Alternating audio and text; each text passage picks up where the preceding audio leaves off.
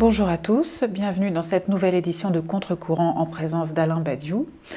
Aujourd'hui, nous avons le plaisir de recevoir Christine Ross, professeure de littérature comparée à la New York University, grande spécialiste des mouvements insurrectionnels français de la Commune de Paris jusqu'à mai 68, représentante des Cultural Studies américaines.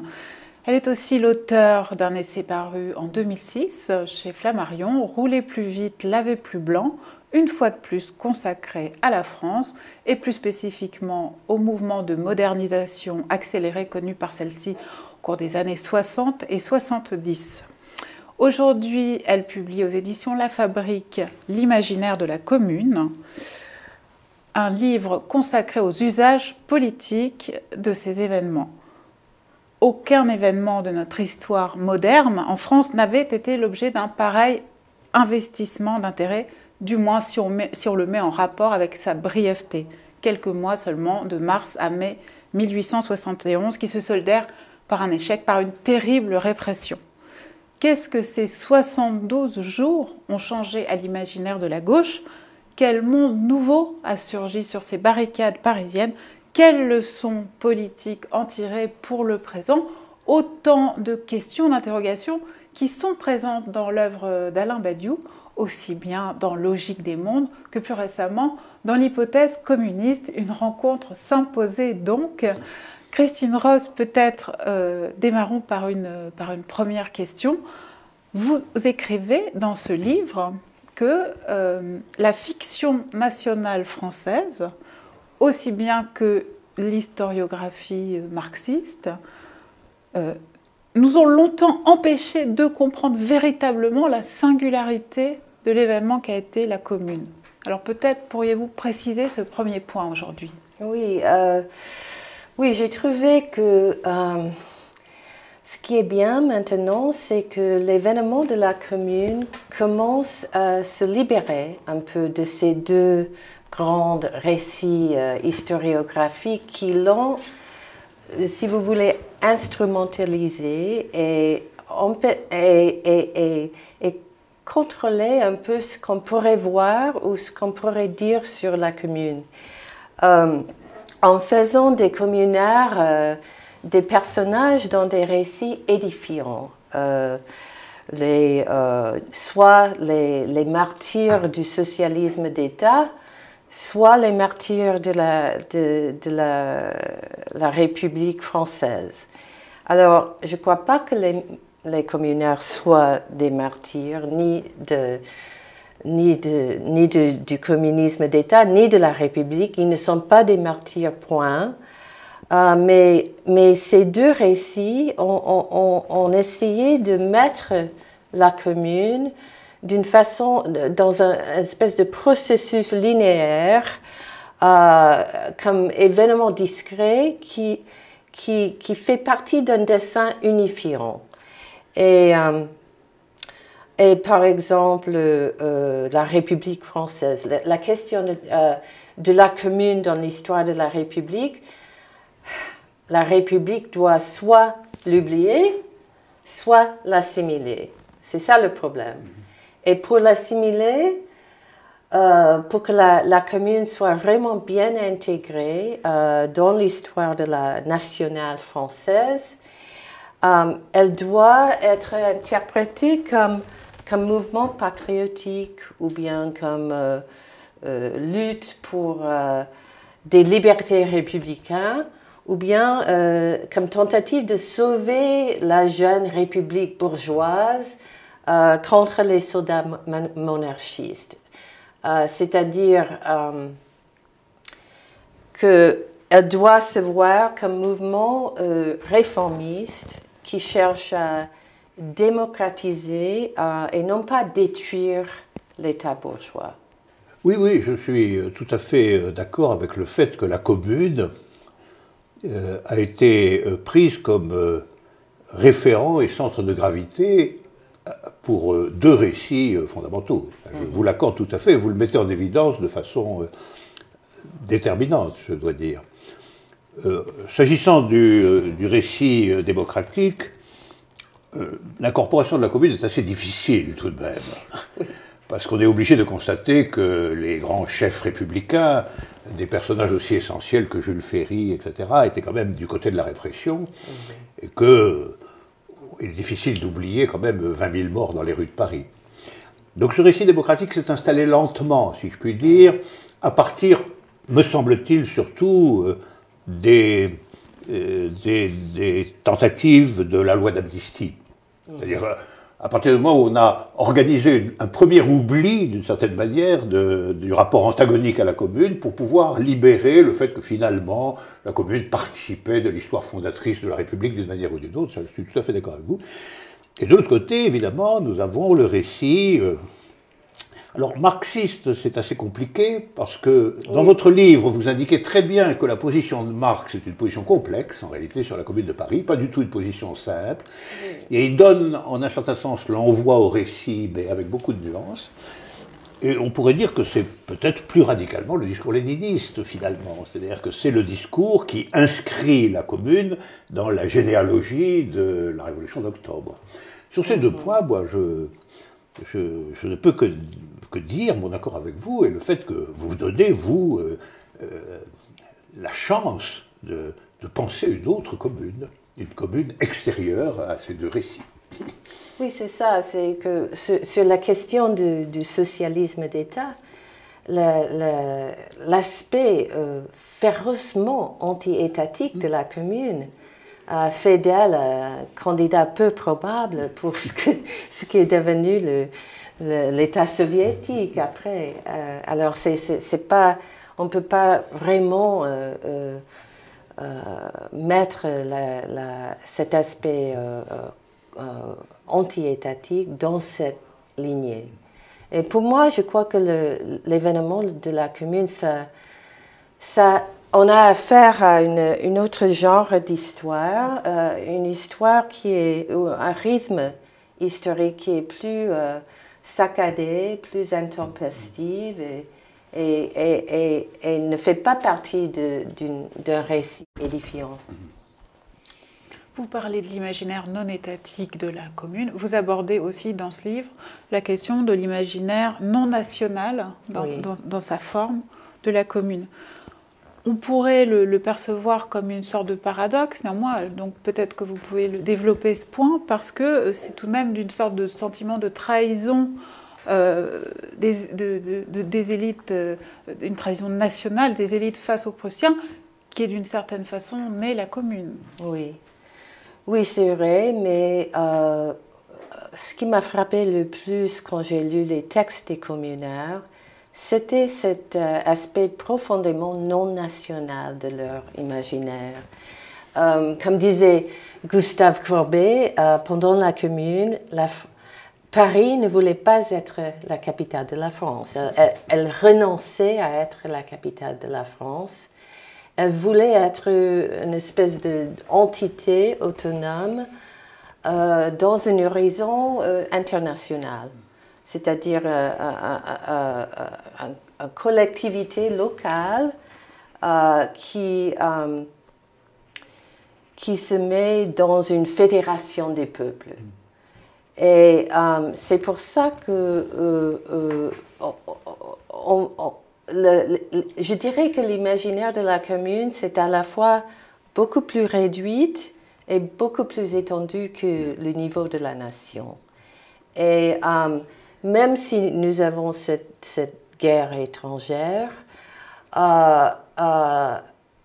pour moi, pour vraiment arriver à évoquer le côté international de la Commune, je ne voulais pas faire ce que font les historiens, qui font toujours les comptes de cours. Ils disent, bon, il y avait 47 Italiens, il y avait ces 3 généraux polonais, ou un truc comme ça.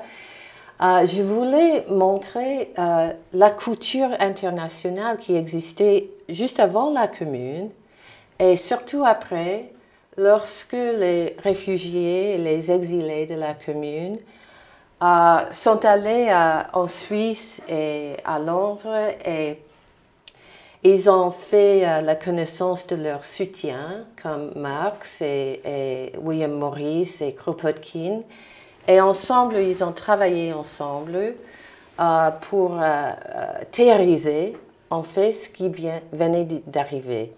Et ça, j'ai essayé de créer le tissu relationnel de l'événement qui est nécessairement international. Si l'on commence avec les réunions populaires, et c'est là où je commence l'événement, j'ai dû étendre le cadre chronologique et géographique au-delà des 72 journées parisiennes pour voir, par exemple, la culture qui existait dans les réunions parmi, par exemple, les artisans d'art. Si vous prenez ce groupe-là, et c'est un groupe qui était énorme dans la commune, il y avait beaucoup d'artisans d'art qui participaient. C'est une culture qui est avant la lettre internationaliste, parce que les gens se déplaçaient beaucoup pour trouver du travail. Ils se déplaçaient même de pays en pays. Eugène Poutier, qui, au moment de la Commune, avait une petite fabrique de toutes les inventions artistiques. Il faisait du porcelaine, des papiers peints, les choses comme ça. Dans 50 gens, il y avait des Espagnols, des Italiens. Alors, c'était vraiment une société très mixte. Et mixte de plusieurs façons. Mais alors, il y avait cette culture-là. Nous avons l'international qui est présent, 50 000 membres, qui est énorme à Paris. Et puis, après,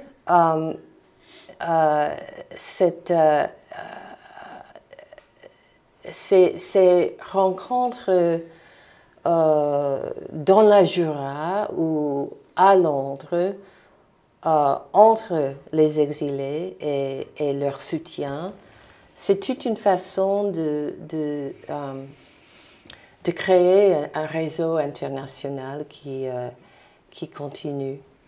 Cet horizon international de la commune, oui, Alain, je crois que c'est un aspect frappant et que vous l'étudiez sous un angle et avec des projecteurs tout à fait différents. Vous l'avez dit dès le début, mais c'est très frappant. La couleur internationale est généralement donnée en effet par la participation d'un certain nombre d'étrangers au grand récit de la commune. Et vous montrez que dans un cadre en effet élargi, cet internationalisme est un internationalisme subjectif et pratique, beaucoup plus profond dans un certain sens que cette simple participation de gens de provenances diverses. Et ce qui me frappe, moi, c'est la résonance alors contemporaine de ça. Je veux dire un mot, presque une parenthèse, parce qu'au fond, ce que vous indiquez, c'est que la commune se meut, comme vous avez dit, entre le macroscopique et le microscopique, enfin qu'elle se meut entre une conception de la localisation politique proprement dite à une échelle réduite, oui. C'est pour ça que c'est la commune, le communalisme, oui. L'idée que c'est à l'échelle de la commune qu'on peut peut-être réaliser des unités politiques de type nouveau. J'y vois d'ailleurs pour moi un écho rousseauiste aussi, c'est-à-dire ce n'est que dans un petit cadre qu'on peut trouver la démocratie véritable. C'est une idée qui remonte à Rousseau, malgré tout. Et puis, d'autre part, par contre, l'échelle internationale, qui est une échelle normale pour la pensée politique et révolutionnaire. Or, il me semble que c'est un enseignement très intéressant pour aujourd'hui, ce point-là précis. D'abord, je suis convaincu que une des raisons, il y en a beaucoup d'autres, mais une des raisons du fiasco des États socialistes a été une insuffisance très grande de la vision internationale. Et en réalité, l'État est resté l'État-nation. Oui. Que ce soit en Russie, que ce soit en Chine, l'État est resté l'État-nation. Et donc, au niveau du pouvoir, la question de l'international n'a pas été abordée, elle a été quand même ramenée à la figure établie de l'État-nation. Aujourd'hui, nous avons absolument besoin d'une vision internationaliste véritable. Oui. Une vision internationaliste qui ne soit pas réductible aux intérêts combinés des États, donc sur ce côté-là. Et d'un autre côté, il est évident que nous sommes aussi dans une époque où les expériences politiques significatives sont plutôt locales, par contre. C'est-à-dire que les processus effectifs, les militants nouveaux, les expérimentations nouvelles sont locales. Et donc j'ai été très frappé dans votre livre par cela. C'est-à-dire que le cadre d'investigation de la commune que vous proposez, entre l'internationalisme et la commune, c'est quelque chose qui, dans son allure générale, me parle tout à fait aux contemporains, me parle tout à fait pour aujourd'hui. C'est bien que, finalement, on y reviendra peut-être dans la discussion, on n'aurait pas un grand récit, mais on resterait quand même dans la logique tout à fait singulière des leçons de la Commune de Paris, leçons de la Commune de Paris qui hantent tout de même l'histoire révolutionnaire européenne, en tout cas, et même chinoise, où on a manifesté aussi pour la Commune de façon grandiose dans les années 70, de façon tout à fait frappante. Je pense qu'il n'y a pas d'événement révolutionnaire qui ait été l'objet d'autant d'analyses, de récits, d'interprétations, de tentatives d'application que la Commune de Paris. Et même en rejetant, effectivement, je suis d'accord avec vous, l'idée d'un grand récit évolutionniste, finalement, c'est tout de même vrai qu'il y a une espèce d'existence intemporelle de la commune, comme ça, qui se poursuit et dont vous êtes une des étapes. Vous évoquez au sujet de la commune, Alain, à l'instant, l'émergence d'une unité politique de type nouveau, une concreto. Donc, oui. Justement, dans votre livre, Christine Ross, vous essayez de penser la commune comme figuration d'un avenir possible et vous demandez vers quelle unité politique elle pointe finalement, cette expérience. Quels sont, pour en venir, pour rester sur le présent en effet, quels sont aujourd'hui les mouvements politiques qui vous semblent s'en inspirer ou qui vous semblent avoir tiré des leçons importantes de ces événements, ou quels sont ceux qui devraient le faire, qui feraient bien de s'en inspirer?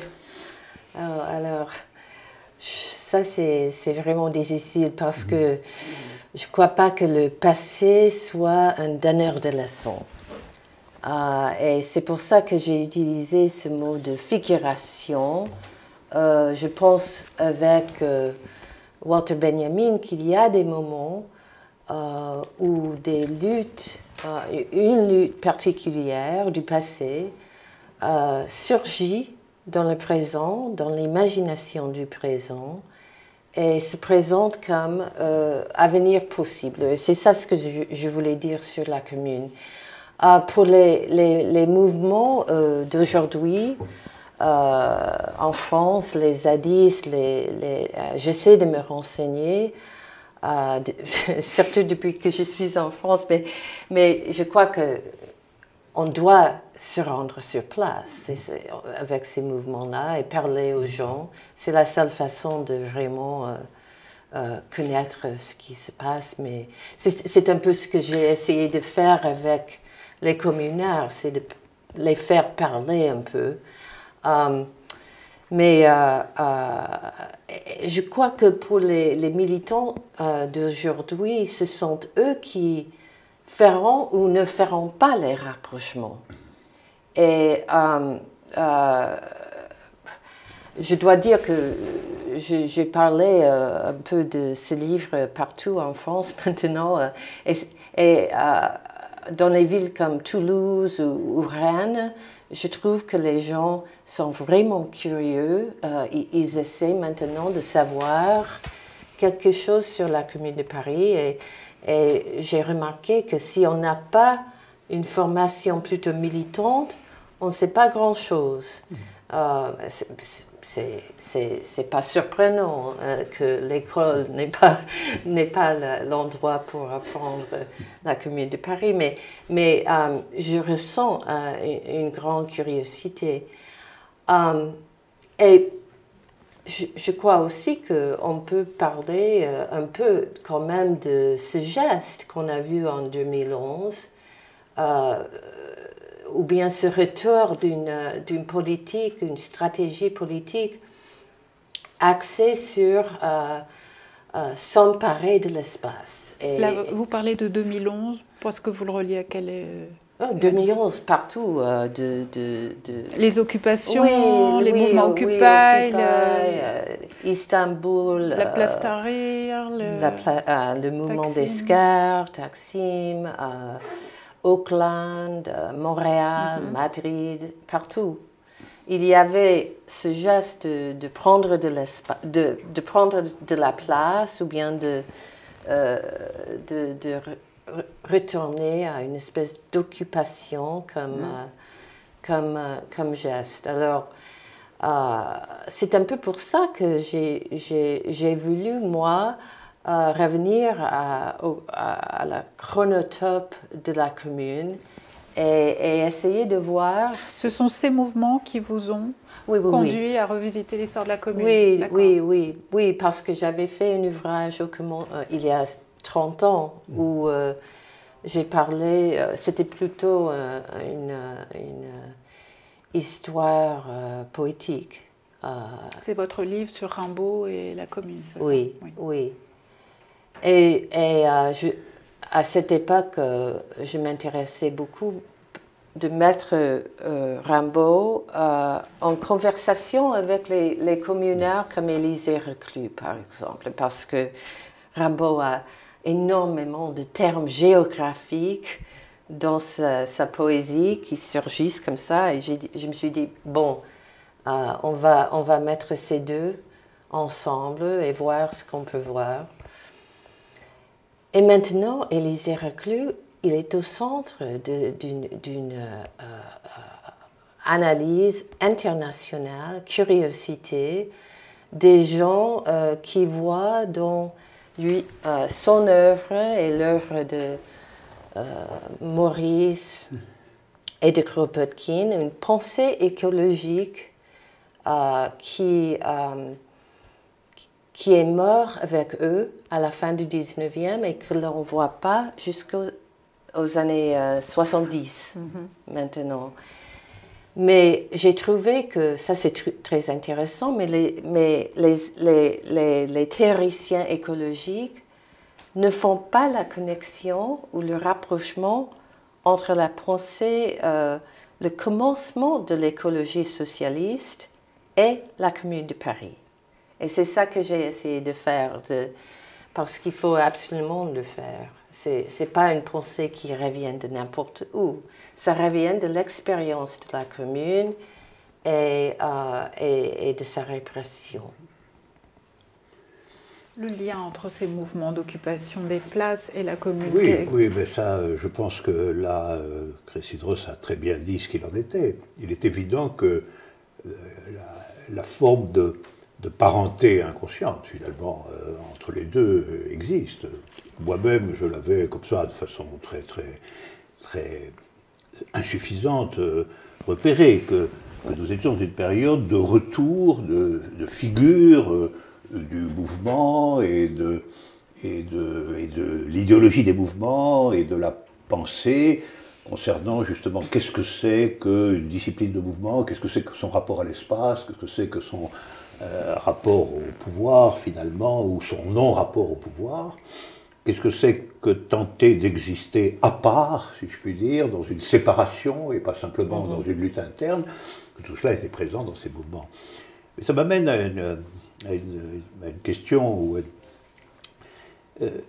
en un certain sens, je suis d'accord avec vous sur le fait qu'on ne peut pas inscrire la Commune de Paris, ni en réalité finalement aucun des événements significatifs de l'histoire dans un récit continu. Ceci étant, peut-on éviter entièrement de l'inscrire dans une histoire des problèmes politiques, ce qui est différent. Une histoire des problèmes, c'est une histoire qui, en un certain sens, accepte d'être discontinue. Puisqu'il y a des problèmes dont on peut penser qu'ils ont une résolution partielle, des problèmes non résolus, qui sont donc en suspens et on ne sait pas pour combien de temps.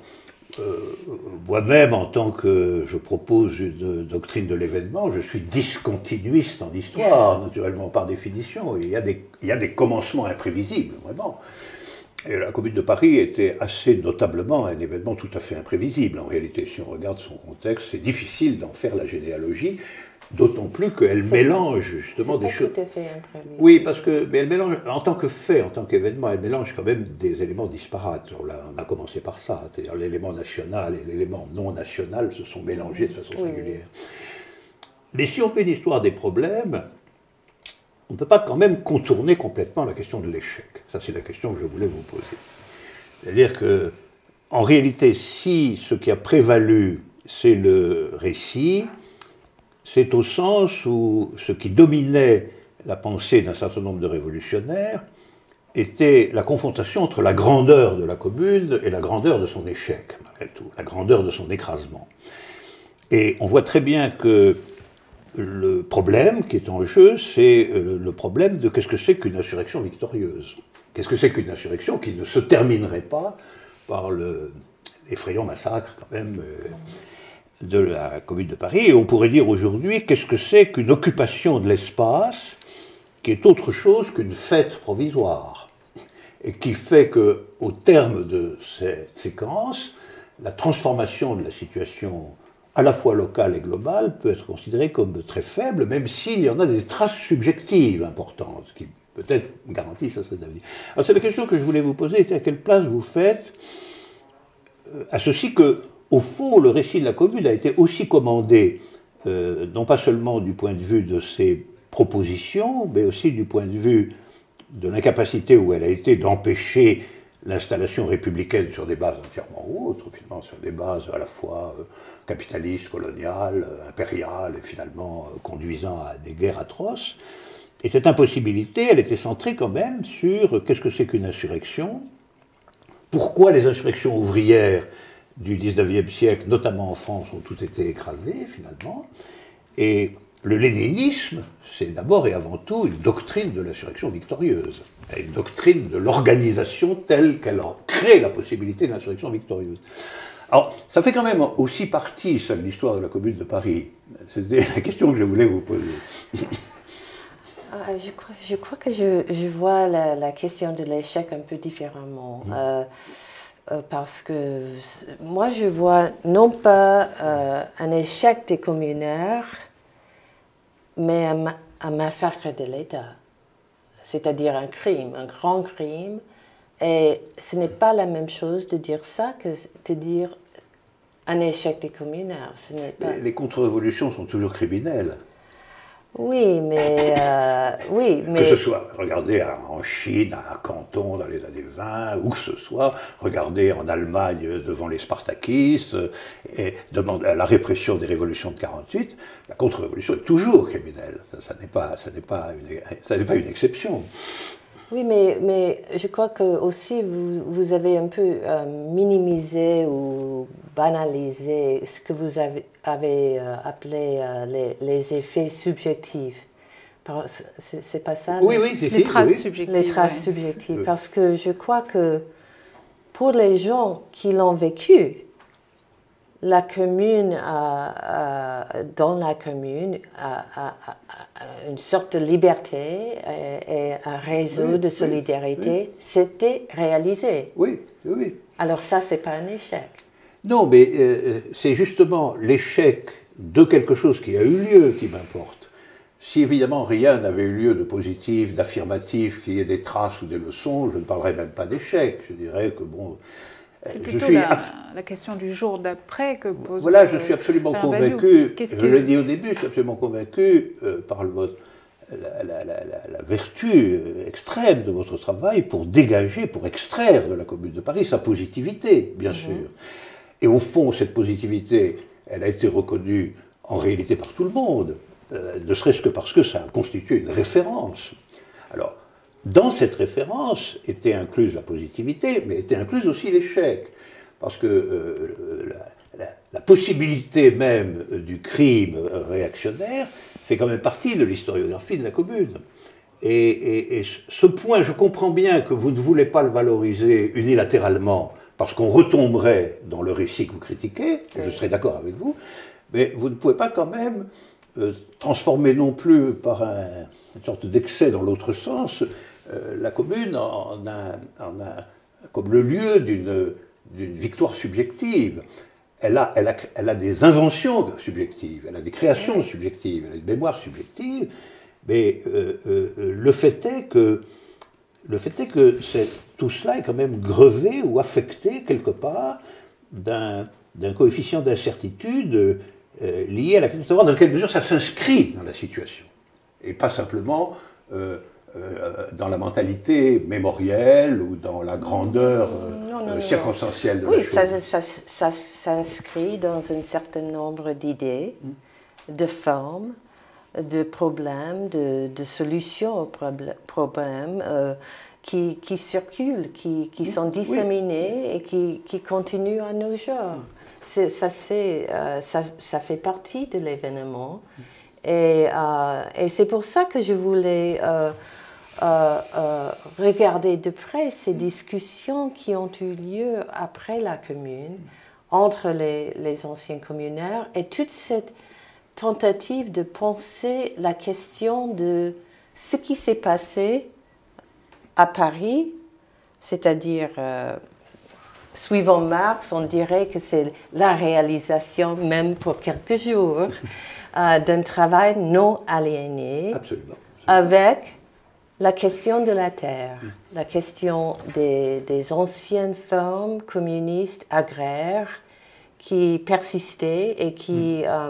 et ça, c'était tout l'effort théorique qui fleurissait un peu, si vous voulez, après le massacre. Et c'est-à-dire que les gens continuaient. Ils continuaient à penser, à analyser, et je trouve ça très important. Non, mais ça, je vous l'accorde tout à fait, et je pense que tout cela continue à être important, y compris, comme nous l'avons dit tout à l'heure, pour des militants d'aujourd'hui. Oui. Même s'ils ne le savent pas, même si vous êtes là pour réaliser la connexion. Mais vous voyez, je pense que toute pensée émergente comme ça est dialectique, c'est-à-dire la question de savoir quelle est sa puissance est une question, et son universalité aussi, et son avenir est une question, mais la question de savoir quelle est sa faiblesse latente en est une aussi. On doit aussi réfléchir, et peut-être de façon nouvelle. Peut-être qu'il y a une manière de réfléchir sur les faiblesses de la commune, les faiblesses stratégiques et tactiques, qui est autre que le récit léniniste. Ça, je vous l'accorde tout à fait. On pourrait ouvrir à ça. Justement, quels sont les enseignements que vous tireriez de l'échec de la Commune de Paris, même si Christine Ross ne vous accorde pas le nom d'échec? Non, mais je pense que une première leçon, c'est que la centration sur l'échec, qui est à mon avis la clé du bilan léniniste, a évacué en réalité les considérations positives dont Christine Ross est porteuse. Donc ma première remarque serait, ce n'est pas parce que je pense qu'il faut tirer les leçons de l'échec que je vais rebasculer du côté du grand récit insurrectionnel victorieux et oublier absolument ce que la Commune a apporté. D'un autre côté, je pense que on ne peut pas non plus faire le symétrique, c'est-à-dire procéder à une investigation des inventions mentales, intellectuelles et pratiques aussi pendant quelques semaines, mais ça suffit pour prouver que ça existe, de la Commune de Paris, sans tenir compte du fait que ça se termine quand même par quelque chose comme une extermination du mouvement ouvrier français pendant des décennies, etc., et sa reconstruction sur des bases complètement différentes. Voilà, c'est simplement ça que je dirais. Pour ma part, je pense que ça met en évidence qu'aujourd'hui, la question de l'organisation, par exemple, ne peut pas se faire dans les termes strictement léninistes, c'est-à-dire uniquement comment construire une organisation militarisée, finalement, qui puisse tenir le coup face aux ambitions criminelles de la réaction. Au fond, c'est ça. Et parce qu'il faut injecter, y compris dans le bilan de l'échec, ce qui constitue la positivité réelle de la Commune de Paris. Et que pas seulement que les ouvriers ont été au pouvoir pendant quelques jours, c'est qu'ils ont inventé plein de choses, au niveau de l'éducation, au niveau de la question des femmes, au niveau de, etc., dont vous faites un bilan magnifique. Et je pense qu'il faut l'incorporer, mais sans oublier que malgré tout, il y a un moment, au fond, que je caractérisais dans vos termes à vous, il y a l'échelle internationale, il y a l'échelle locale, communale, etc. Et entre les deux, il y a le monstre national, il y a le monstre étatique national. qui est plus monstrueuse maintenant. Absolument. Et c'est lui qui commet le crime, malgré tout. Donc il faut aussi avoir un propos concernant son existence. C'est pas complètement. Il y a la question de classe aussi. C'est la classe qui a. Non, mais je parle de l'État. Je parle de l'État la classe bourgeoise. J'ai parlé de l'État-nation tel qu'il se constituait dans les conditions de l'époque, naturellement. Oui. Oui. Oui. Alors, bon. Si je dois tirer une leçon, et comme j'ai dit, je ne crois pas que le passé donne des leçons, mais sur la question de l'organisation, il y a peut-être quelque chose à voir de près, et on peut le voir si on étend les limites de la commune. Comme le bouquin d'Alain Dalhotel, c'était lui le premier, qui parlait de l'organisation des communaires avant le 18 mars. Et il parlait du fait qu'il y avait déjà à Paris une structure révolutionnaire en place, décentralisée, de petites... encore une fois, locales, décentralisées, des groupes d'ouvriers organisés par arrondissement et fédérés d'une façon assez librement. Il y avait la garde nationale qui était comme ça, il y avait l'international qui était organisé comme ça, il y a tous ces groupes. Et ça, c'est si vous voulez, c'est aussi les questions après la commune.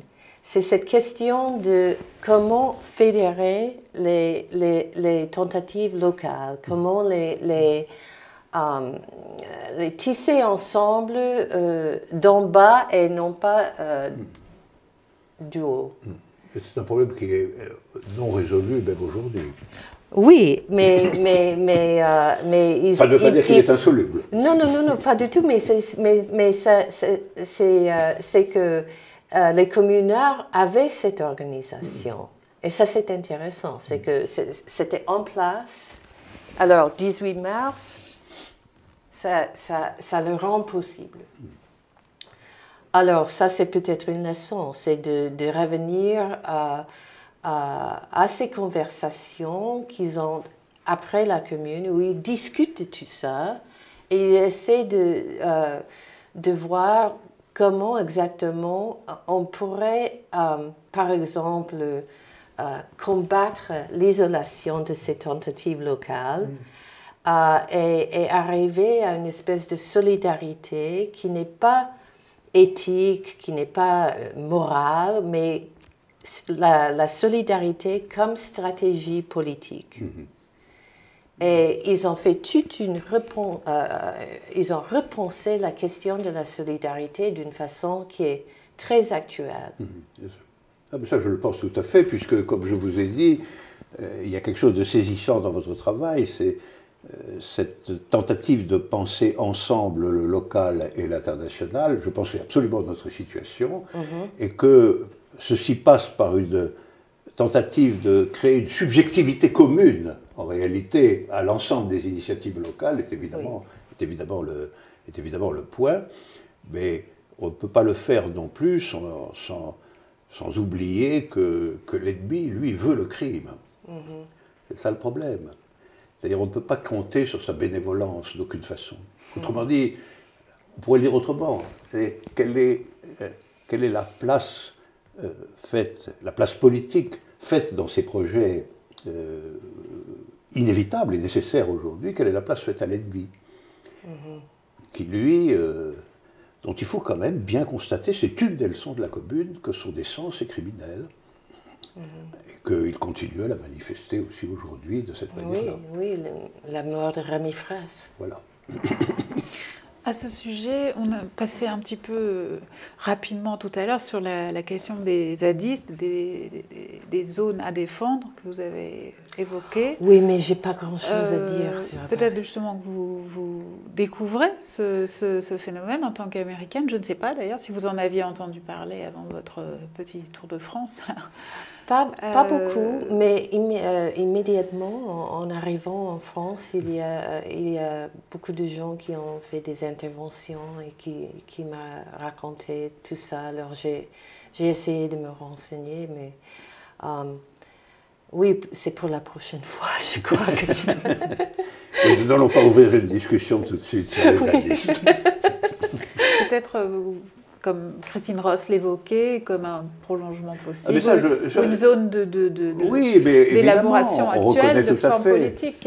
Quel regard oui, vous portez l'idée de la sur création d'une zone libérée, auraient dit les Chinois, à part de l'État, créant ses propres lois internes d'existence, ayant des motivations particulières, en l'occurrence souvent de type écologique, etc.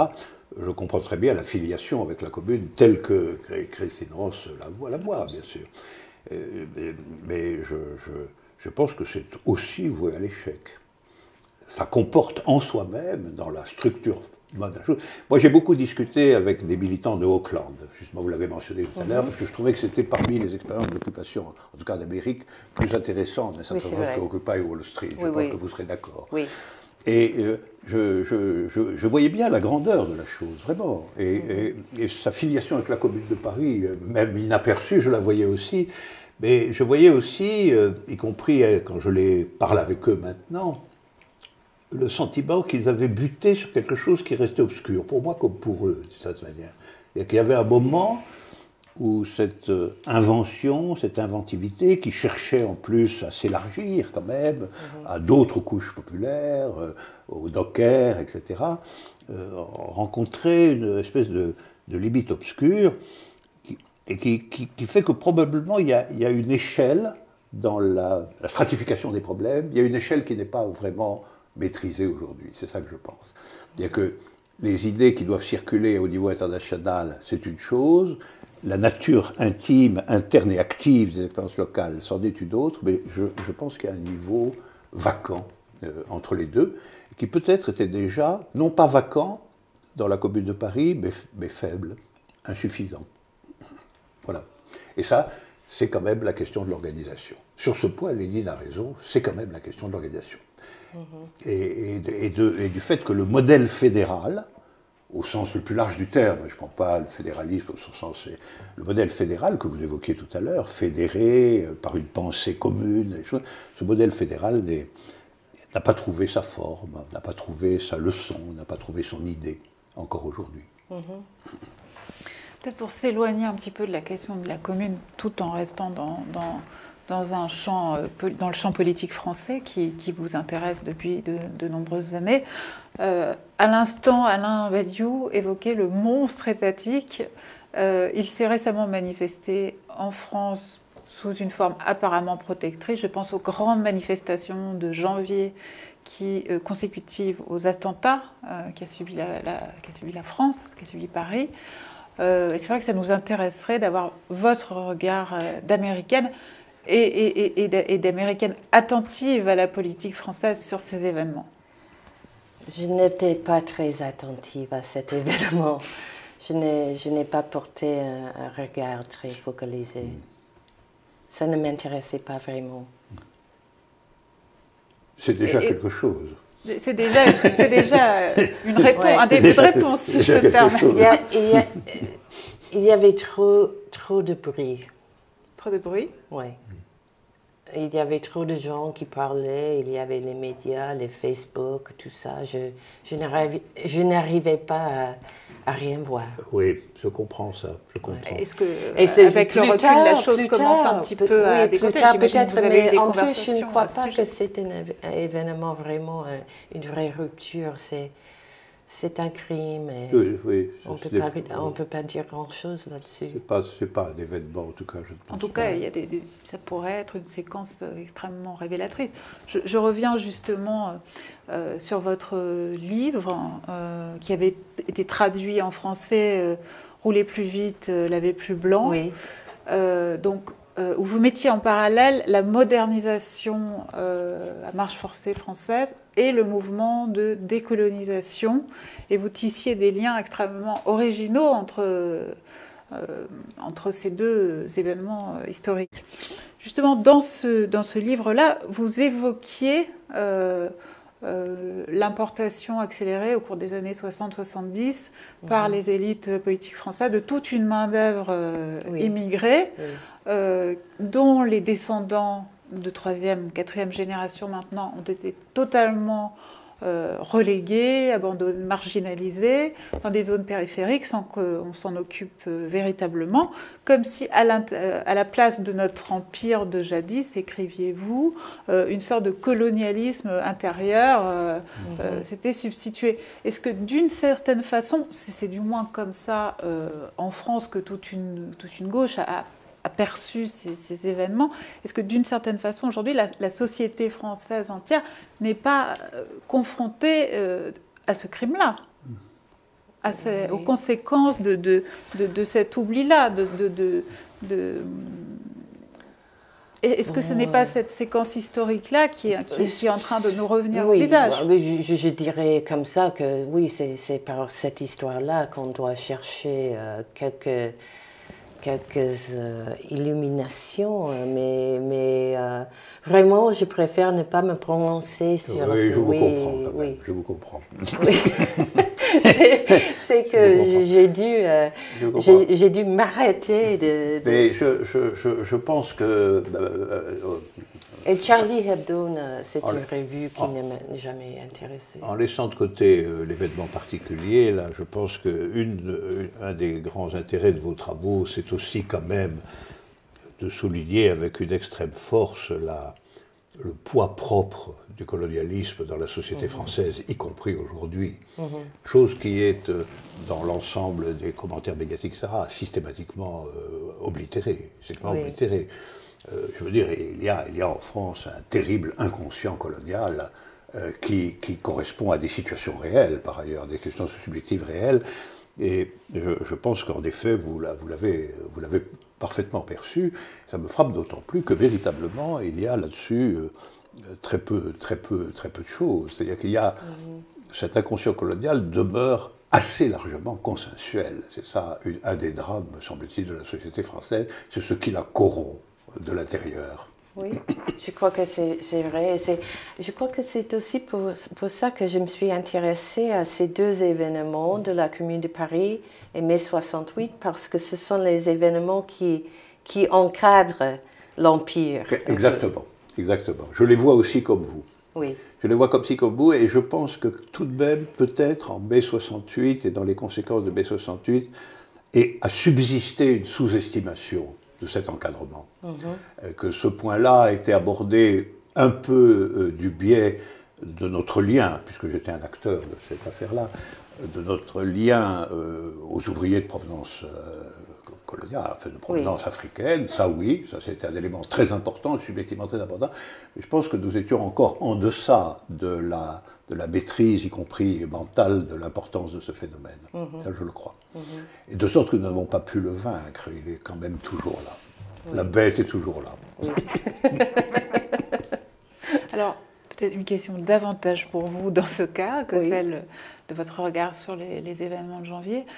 En tant que spécialiste, qu'observatrice privilégiée des mouvements insurrectionnels français, est-ce que vous n'avez pas été surpris, justement, après la crise financière et à partir de 2011, de ne pas voir en France, pays soi-disant de réputation mondiale dans le domaine de la mythologie révolutionnaire, de ne voir aucun mouvement de rue, aucun mouvement populaire émerger, et de voir malheureusement à la place de ça monter des forces réactionnaires dans le pays de façon toujours plus spectaculaire.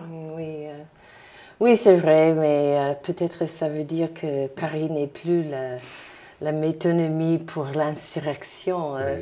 Mais justement, maintenant,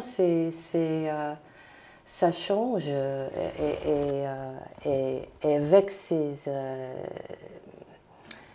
ces mouvements à la campagne, c'est peut-être ça la direction. Je crois que la question de la commune, c'est ça, c'est la grande question du 19e, la ville et la campagne. Et évidemment, c'est pas du tout résolu et ça continue de générer des mouvements et des questions, surtout en France qui est tellement centralisée comme société. Non, mais je crois aussi qu'il y a un élément qui joue, c'est que vous avez scruté aussi à votre manière, qui est que le contre-coup de mai 68, les contre-coups tardifs de mai 68, a été quand même la réapparition en France d'une intelligentsia de droite, une intelligentsia réactionnaire. Et de même que mai 68, c'est tout de même un événement assez important, enfin, significatif et dense, Oui. qui illustrait glorieusement l'exception française, à sa manière, au milieu. De même, nous avons été capables de créer une intelligentsia de droite tout à fait venimeuse et active. Oui. Et c'est quand même un renversement dialectique que nous avons observé. Oui. Parce que même dans le cas de la Commune, la contre-révolution qui a suivi le massacre même était continentale. Oui, déferlante. Oui. Et j'ai dû... on parle toujours de la période après la Commune comme un moment où c'est la grande rivalité entre Marx et Bakunin. Et c'est ça qui était censé mettre un terme à la Première Internationale. Mais je crois que c'est plutôt la contre-révolution après la Commune qui a fait ça. Et si vous avez cette grande force contre-révolutionnaire, mais encore une fois, si vous mettez de côté Marx et Bakunin pour voir ce qu'on peut voir, on voit tout un tas de gens qui ne sont pas attachés servilement ni à l'anarchisme ni au marxisme. Et comme Élisée Reclus, grande anarchiste pour qui c'était l'inégalité économique qui était la chose la plus importante. Et il y a toute cette impureté théorique qui m'intéresse beaucoup parce que ça aussi, ça résonne avec les gens militants aujourd'hui qui font ce même espèce de bricolage entre les analyses marxistes de l'économie et